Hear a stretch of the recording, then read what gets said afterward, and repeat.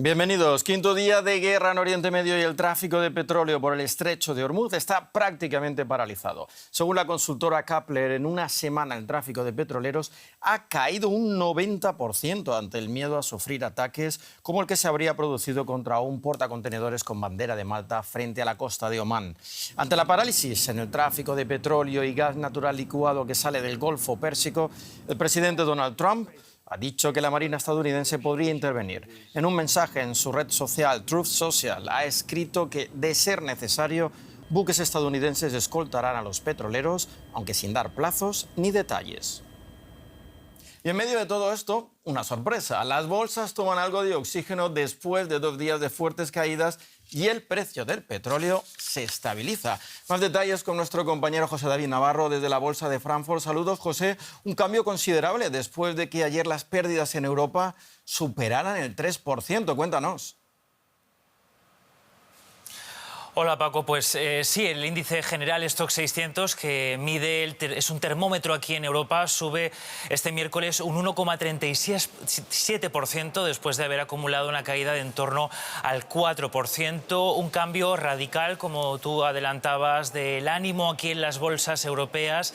Eso sí, muchos advierten de que estamos en una semana muy volátil y que todo puede cambiar muy rápido. Este cambio de ánimo, Paco, se produce después de que los inversores escucharan noticias, por ejemplo, del New York Times, de que Irán habría contactado a la CIA de Estados Unidos durante el fin de semana, o también, como adelantabais, esa noticia de que Donald Trump estaría dispuesto a escoltar los petroleros que cruzan el estrecho de Hormuz. Todo eso ha tenido un impacto claramente en el mercado energético. El barril de Brent se estabiliza en los $82 y también un cambio completo en los precios del gas de referencia aquí en Europa, que hoy baja nada más y nada menos que un 8%. Sí, como dices, José David, la situación puede ser muy volátil, pero hay algo que llama la atención. A pesar de los riesgos de la guerra en Oriente Medio, el crudo se ha quedado lejos de los $100. ¿Qué factores han podido influir? Sí, un tema muy comentado, Paco, aquí en las bolsas. Una de las razones podría ser que el estallido en Oriente Medio se veía de alguna forma venir por la escalada de la tensión en las últimas semanas. Algunos importantes clientes del Golfo Pérsico estaban bien abastecidos. Por ejemplo, se calcula que China tiene reservas para unos 124 días sin nuevos encargos de crudo. Y otras de las razones es que la propia China podría presionar a Irán para que dejase de bloquear el estrecho de Hormuz. Como digo, estos son solo algunos factores que hacen pensar a los analistas de que estamos lejos de esa marca temida de los $100 por barril, pero al mismo tiempo los inversores y los analistas advierten de que ningún escenario se puede descartar en una situación tan volátil como la que nos encontramos. Gracias, José. Y la guerra en Irán se empieza a sentir en las economías latinoamericanas. La región enfrenta oportunidades económicas, pero también desafíos inflacionarios y de estabilidad financiera vinculados al alza de los precios de la energía. Países productores de crudo como Venezuela y Brasil podrían beneficiarse de los precios más altos, mientras que México ha reforzado los mecanismos para amortiguar el impacto sobre los consumidores. En Argentina, el encarecimiento de la energía y los fertilizantes podría elevar el valor de sus exportaciones, pero también avivar el riesgo inflacionario. Y en Chile, por ejemplo, la principal consecuencia es la devaluación del peso ante la mayor demanda de dólares como activo seguro. Pues analizamos ahora el impacto de la guerra en América Latina con el economista Juan Carlos Moreno Briz. Muchas gracias por estar hoy con nosotros. ¿Cómo está afectando la subida de precios del combustible a los diferentes países de la región? Gracias por la invitación, Paco. Como bien dijiste, los tambores de la guerra cuando suenan nunca están suficientemente lejos. Esta no es la excepción. Para América Latina, esta guerra está impactando ejes fundamentales de su desempeño, más allá del precio del petróleo. Hay 4 canales que me gustaría compartir contigo y tu audiencia. El primer canal es vía la inflación, un impacto directo vía el alza de precios de energía y uno indirecto vía el alza de los precios de las importaciones manufactureras. Por esos dos lados afecta la inflación, va a afectar la inflación en América Latina. Súmale la apreciación del dólar, entonces otro efecto inflacionario. Los mercados financieros, la volatilidad cambiaria y el alza de la inflación también va a frenar y revertir la política flexible de la banca central, va a empujar al alza las tasas de interés y va a revertir todo eso el costo del capital va a subir, eso pega a la inversión privada y a las finanzas públicas a elevar el costo de la deuda. Llevamos dos. Las finanzas públicas también. Si los gobiernos latinoamericanos deciden subsidiar o absorber parte del impacto inflacionario, Paco, pues entonces presionarán al déficit, súmale el alza en el costo de la deuda por la tasa de interés y todo esto dificulta la consolidación fiscal en un momento en que América Latina estaba empujando por ella, la necesita, y acabará recortando la inversión pública. Y uno último es la actividad económica mundial. Si cae la demanda, si caen los ingresos en Europa, la desaceleración de exportaciones va a pegar a América Latina, sobre todo los que venden a Europa y Asia. La menor inversión extranjera también, la mayor incertidumbre que tenemos va a afectar a la inversión también la local, el alza de las tasas de interés y toda la incertidumbre. Esos cuatro efectos son muy nocivos para América Latina y la empujan hacia la estanflación, independientemente de que pueda haber un impacto favorable en algunos países exportadores de petróleo. Súmale que, bueno, obviamente la revaluación del dólar, que algunos los tiene o preocupados o contentos, es un fenómeno de muy corto plazo, Paco. La política de Trump está empujando al debilitamiento del dólar en una tendencia a largo plazo y eso seguirá así. Juan Carlos Moreno Brin, muchísimas gracias por estas informaciones desde Ciudad de México. A tus órdenes. ¿Y qué significa esta escalada de precio del petróleo para Estados Unidos, primer productor del mundo? Ana Nieto, el barril de Brent se ha estabilizado en $81,5. ¿Son estas buenas noticias para Estados Unidos? Bueno, en lo que se refiere al precio del petróleo hay dos intereses opuestos en Estados Unidos. Uno de ellos, el de las petroleras, por supuesto, que lo quieren elevado, pero el otro es la necesidad económica de reducir la inflación. Una necesidad mucho más acuciante en un año electoral como este, en el que se va a renovar el Congreso. Trump, cuya gestión económica es muy impopular, teme perder la pequeña mayoría que tiene su partido en una de las cámaras y el precio de la gasolina puede complicar mucho las cosas a su partido.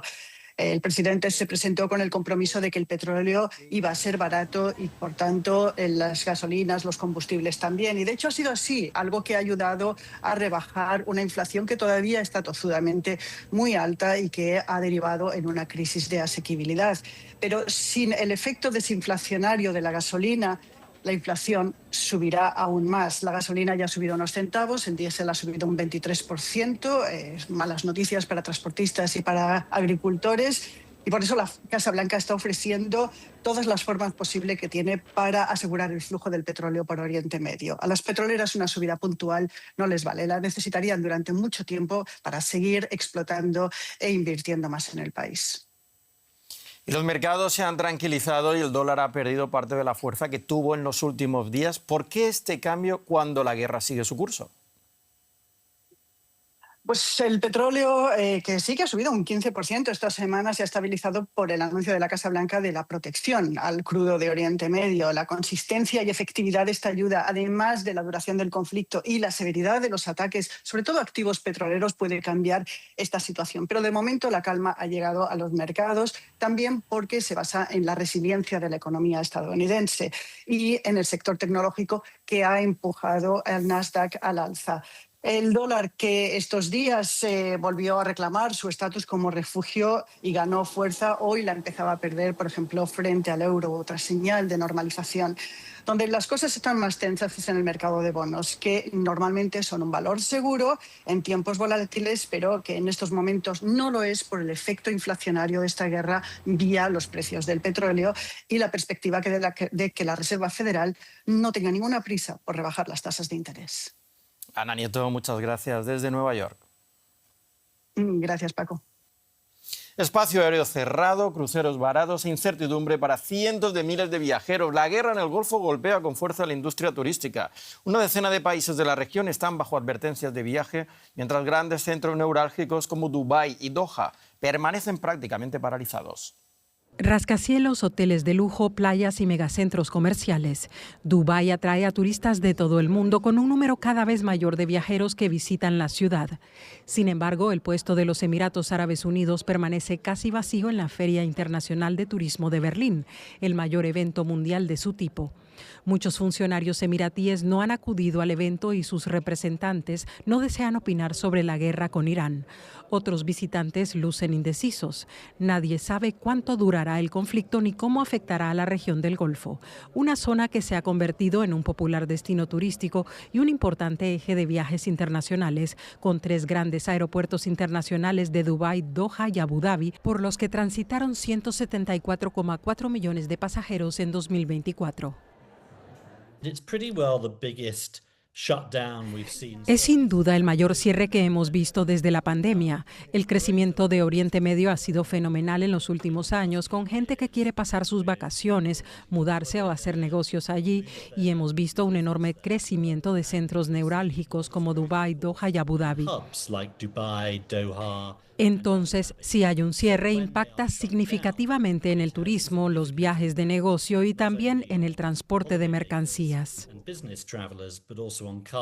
Las principales aerolíneas como Emirates y Qatar han cancelado unos 21.300 vuelos, según Flightradar, en 7 aeropuertos, entre ellos Dubái, Doha y Abu Dhabi.